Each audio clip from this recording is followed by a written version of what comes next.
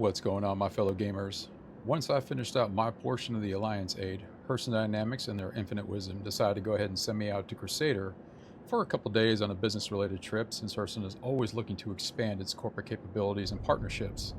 And one of the things we always like to think about when it comes to the Alliance aid is this provided another great opportunity to talk about ships, cargo, logistics, efficiency, and players have been providing a lot of great feedback that we can all take away and plug into our particular game style. But of course, one of the things I always like to get back to basics with is, even though Crusader seems to be the bedrock of all things when it comes to cargo-related ships from the civilian and of course the military side of the house, one of the things that we still kind of lack is the talk about force protection, right? Because for a lot of us, these cargo hauls are basically the ultimate test for both ship endurance and cargo throughput. And of course, if you can't defend the asset, you don't own the asset. So on my way back to Lorville, I thought, you know what, let's go ahead and try something a little bit different and how we're going to be breaking all this down. So what we're essentially going to be talking about is where logistics meets lethality, right? So when we break all this down, we're going to be talking about our personal loadouts tailored to the mission profile, standardizing your kit based on the threat level, and not only just applying that to yourself and your particular game style, but also how to apply it to whatever ships you may have, because we all know, and this is another one of the cool factors about the game, each ship has its some capacity or level, whether it's fitting a multi-tool, small rifle, to where it has storage capacity where you can put in some of the larger weapon systems. So we're going to be covering that too, and of course I'm going to be using the C2 as an example, even though I've got my Sulin, we've got all different types, shapes, and sizes. It's just basically taking the intel and then kind of breaking that down again to your particular game style. So the layout you see here is pretty much meat and potatoes. I've got ballistics on this side, and I've got the energy weapon systems on this side. And when I mean this side, I mean my right, your left. Now, of course, when I got done doing all this stuff, I was thinking the exact same thing y'all are thinking right about now. Ooh, guns. So as we look at all this, I'm going to be focusing more on the ballistic side of the house. I mean, we're going to go down the line and kind of talk about everything. So just to kind of get some of this out of the way, let's just talk about what I have, what's here. All right, so from the energy side of the house, we've got the pulse laser gun.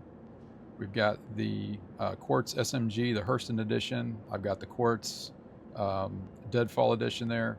We've got the Prism shotgun, Hurston edition. I've got the Devastator, which is definitely a CQB beast out there in the verse. I've got the Parallax assault rifle, Hurston edition, and then I've got the sniper rifle, the Venom version, the AT-Z KAV. And then of course I've got the Custodian SMG, which is the Citizen Con 2947 version. Now the ones with the Hurston stuff on there is basically from the Second Life resource drive. Usually a lot of the primary manufacturers that you'll find out there for energy is going to be the Verified Offlander or the Cascar Arms. And a lot of the weapon systems that you might find from an energy standpoint, and some of you probably already know this, Hurston, and I've noticed a few out in Arcor, is a pretty good one. Arcor also has like the ballistic SMGs. But the energy stuff really isn't my focus or go-to. Pretty much when we talk about what I do for my regular mission set, bunker runs, Onyx, etc., then we're talking about the ballistic side of the house.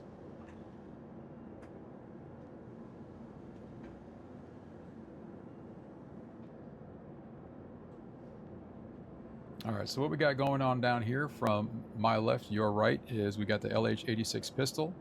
We got the Charlie 54 SMG. Now that's the particular SMG that sells for normally $800, but if you take it out to Grimhex, it goes up to about $1,100, I think maybe $1,200. You get about an extra $300 out of it at Grimhex, but I kind of talked about that in my video when we were talking about my pick for weapon systems and armor and all that. We got the Romeo 97 shotgun, we got the S71 rifle, we've got the AO3 sniper rifle. This just happens to be the Red Alert edition. Then of course we got the Foxtrot 55 LMG. We've got the GP33 grenade launcher. This just happens to be the Ashfall edition. That's why it's got the color on there. And then of course the Scourge railgun, everybody's favorite when you're wanting to bring down those big boys, right? So when we're talking about standardizing our kit for the threat level, what are we really talking about, right? and it's really just a breakdown of what's your mission set and what type of force response do you want to have, right? So typically for my bunker runs, what I do is I'll load up a rifle full a bunch of mags and kind of go out there because it's light work. You have some standard NPCs, they have the same type of force response. Again, meat and potatoes, right? It's not that difficult to figure out.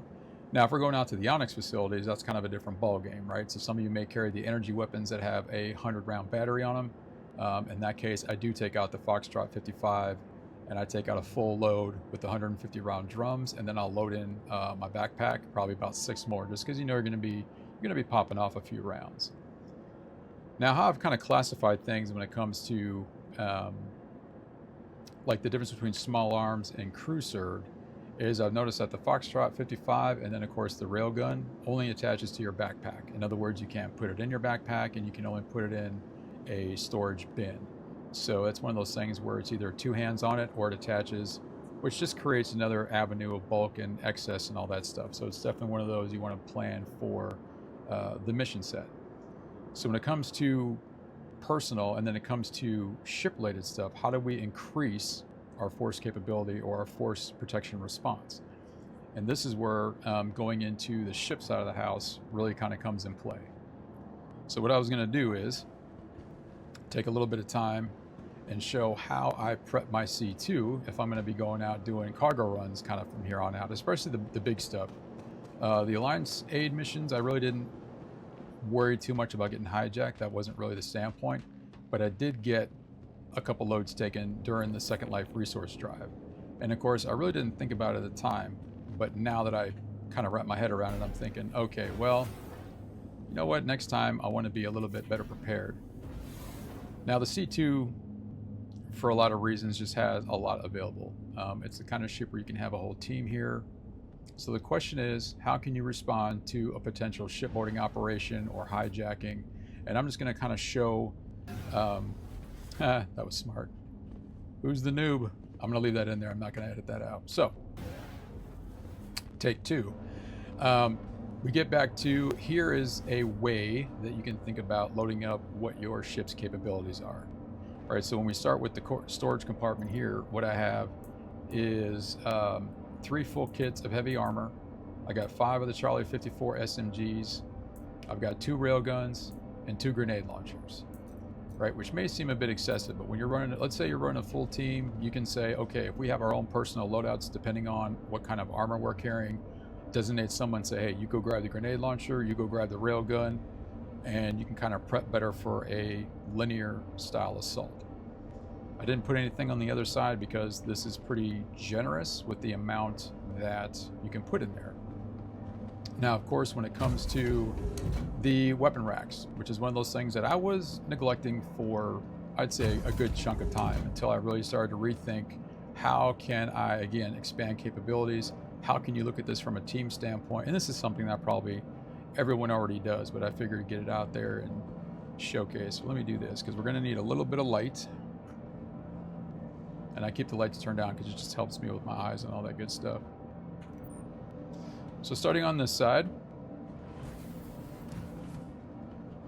as you can see, the rack is full. Got 12 of the LH86 Gemini pistols up here, and everything's rocking right now with 8 Foxtrot 55 LMGs with a 4-powered optic and all with a 150 round drum. So essentially all you really have to do is open the rack. If you're having a shipboard issue, grab a rack, grab the gun, right, and you're ready to go. Ready to get after it. Very little downtime. You don't have to worry about grabbing anything else, and then you still have all of your particular personal loadout available. Oops, sorry, I'm shaking this around too much. So anyway, so this was this side. Basically load up the pistols, load this up with a full rack of Foxtrot 55s, and then you're kind of good to go. And over on this side, I changed up the flavor just a little bit, but not too much. So simply, everything up top is the LH86 pistols, the Gemini version, and then of course down here, you've got the P4 AR rifles, which this one is pretty much my primary. All the rifles have a full magazine, 4-powered optic, suppressor, and just for a little extra flavor, not that and I did this one specifically kind of, I also put lasers on all of them. which is just more of like an aesthetic thing. I'm not really big on the red dots, but I thought, why not? Why not have a full rack of rifles with red dots just to kind of really put it out there? And just for the sake of conversation, the red dots you'll find down in our core. Our security forces use the small SMG from Bearing, and that's where you'll find the lasers. So that's that rack over here, and that's that rack over here. Pretty much enough armament to kind of hold off any would-be hijackers just for a little bit. And then of course you can include the grenade launchers and the railgun. Now you can fill these up a number of different ways. You can put different combinations in there based on what your particular flavor is or how you want to look at things. I just wanted something that had a clean aesthetic, and just to say it takes a little bit to kind of put all this together, you know, getting all the optics and this, you know, all that stuff, which I'm sure you figured out. This did take a little bit of time, but that's neither here nor there. It's worth it at the end. And just in case you are wondering, not to neglect full load capability here, even in the cabin, I did put a couple of the pistols in the compartment here. So even at the last stand, if you have to get in here to do something with the ship, you still have some type of response capability. And this is what I mean by kind of maximizing what's available. Now, at the end of the day, yes, it may be a little over the top. And no, I do not go out completely loaded out like this, because let me go ahead and tell the story about when I did this, and then the ship ended up getting, like, the hangar ate it, and so we already know what happened. Lost everything. But that's just part of the fun of the game too. Including a network crash while I was making this, so I kind of had to start over again. And then, because then once I'm done, I'm going to take everything out, stick it back in. I'm going to go down, put all my armor back on, start loading everything back up, stick it back into inventory. But in any case, that really is the showcase on this. It wasn't meant to be too long and drawn out. This wasn't meant to be a what's better, ballistics or energy. Those of you that have been playing the game for a while, you know exactly what you like and why you use it. Like I said, I'm a ballistics kind of guy. I like the P4 AR rifles. The Charlie 54s are really smooth. And the one rifle, the energy rifle that I have taken with me out to the Onyx facilities, I forgot what it was, but it's the one where you have the 100-round battery. So once I get done here, pretty much just going to clean everything up, put everything back into inventory, and that will be that. So, with all that said, I hope this kind of helps.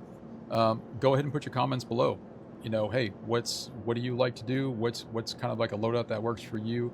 If you're out mining, salvaging, doing bunker runs, are you out at the outpost, distribution centers? What's like your everyday go-to? If you rock the railgun, is that something you do like one-on-one, or is that something that you do team style? Well, in the case, that's it. Appreciate y'all's time and attention, and as always, my fellow gamers, play with a purpose, soak up that bandwidth, and I wish you all the greatest success in all of your gaming endeavors.